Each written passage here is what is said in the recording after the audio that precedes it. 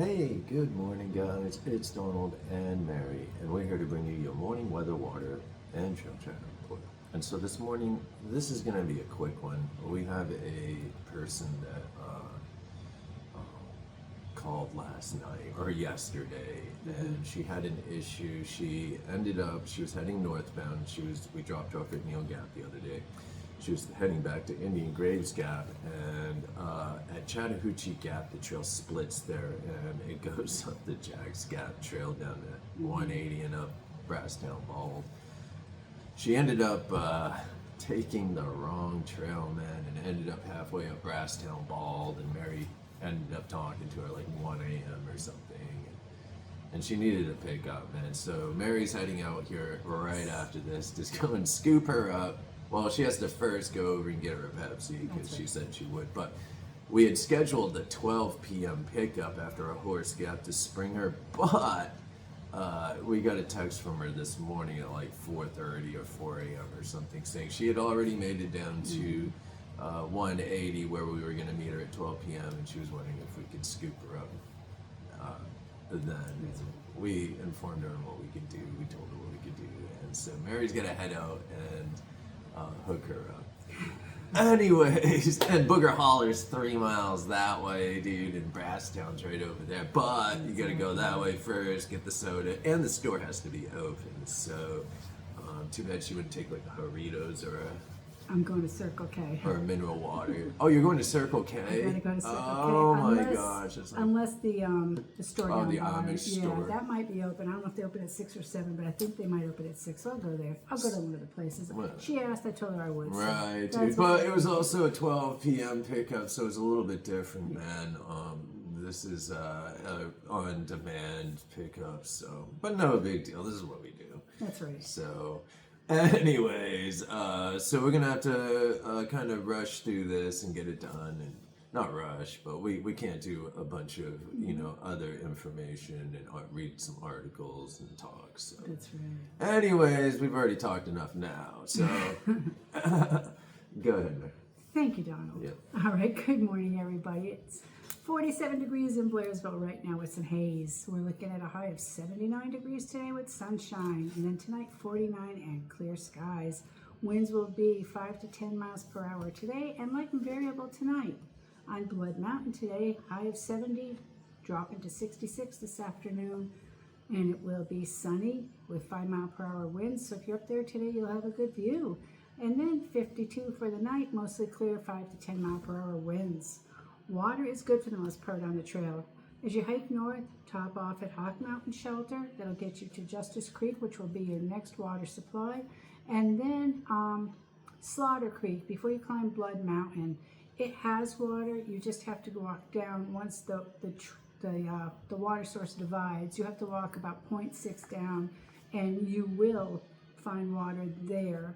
Neal to Hogpen is dry. Hogpen does have water. And you're pretty much decent with water going north out of there. Let's remember to watch for snakes. There's that copperhead nest up on the Cow Rock in those boulders, and rattlesnakes hang out up there too. And they're all out in the woods on the trail and everywhere. Let's be cautious. The colors, they're changing very nicely. The weather's perfect for it. So very beautiful out right now.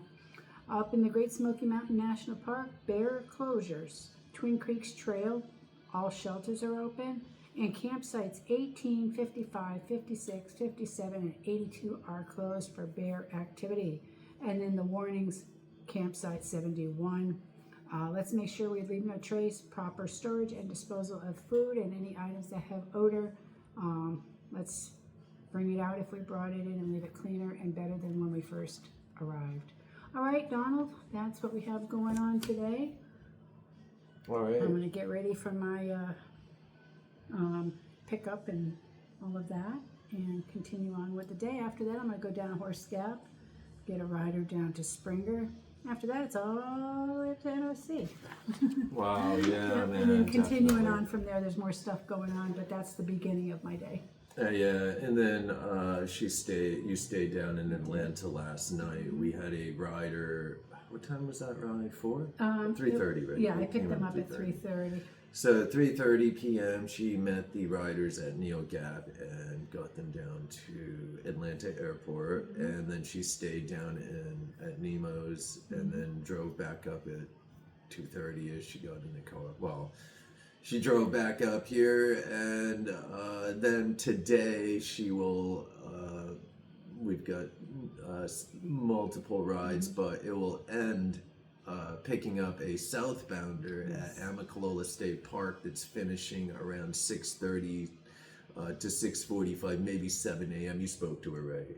I You sent her a texted text. last night, yes. Yeah, Absolutely. and so we had a good conversation yesterday anyway. So she will be at Amicalola, and then she's going back to the Forsyth bus station in Atlanta, which is right down next to the airport, pretty much. It's like 10 minutes away or 10 miles or something like that. But, Yeah, I already Googled map where I'm staying tonight, and it's 19 minutes away. yeah, So it's a lot easier, just to crash down there and then come back up. And at 3 a.m. we have an older gentleman that is actually going to Emory Hospital. And so Mary will come back up, scoop this dude up, and get him back down to Atlanta. Now, Jordan is still, his vehicle is still in the shop. But this is a perfect example on how the 3 a.m. So we go from 7 o'clock, pick up Amicalola, end up in Atlanta around 9:30ish, get to the spot 10 a.m., then have to drive way back up here in Morganton or Blue Ridge area to pick up a rider at 3 a.m. Literally, and it takes 2 hours to get there. So you got that little space in between, 10:30ish to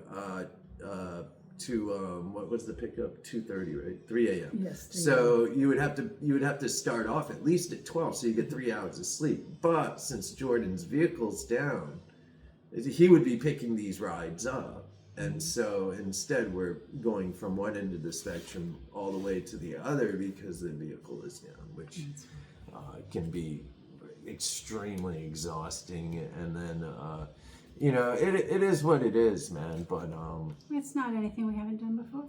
no, back in the day, this is what we did. Yeah. Today, we try not to do that because it is exhausting, and that's why we have multiple drivers at certain times of the year, man. Especially, we always have another driver for most of the year, 8 or 9 months out of the year. It's just there's a few months there where we're alone, but we try not to push hard.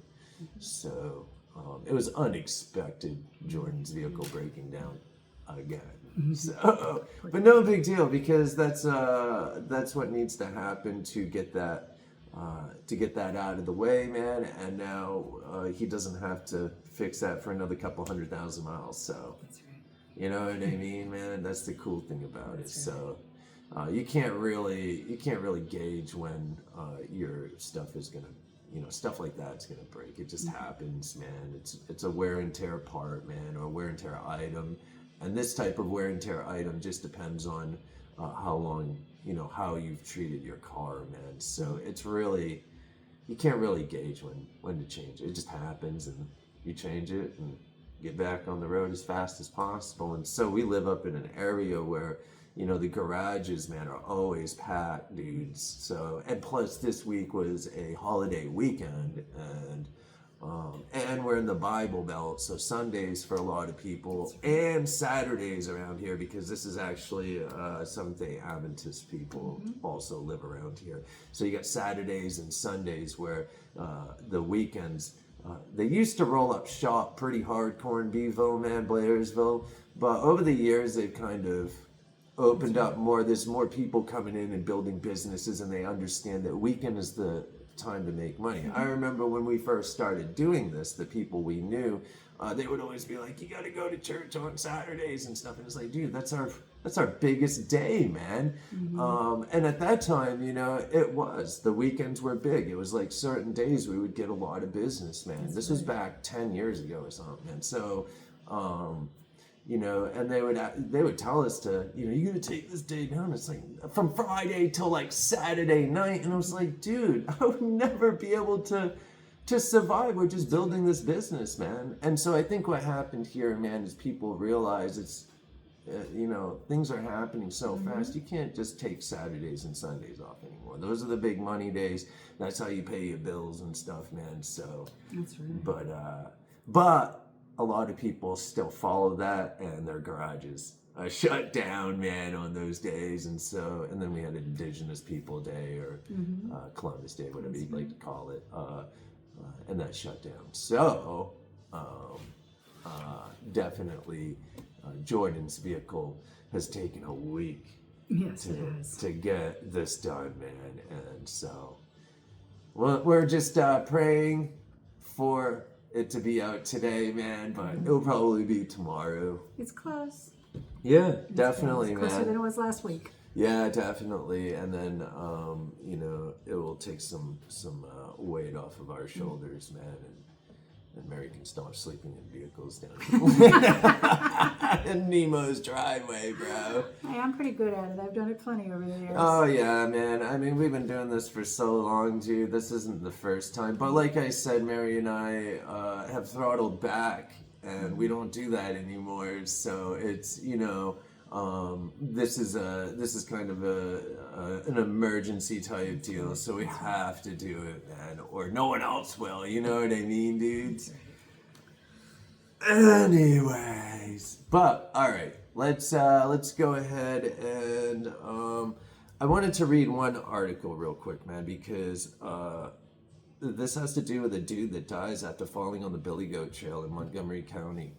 So in Montgomery County in Maryland, a hiker died Monday after he fell on the Billy Goat Trail near the Maryland side of the Great Falls, according to officials.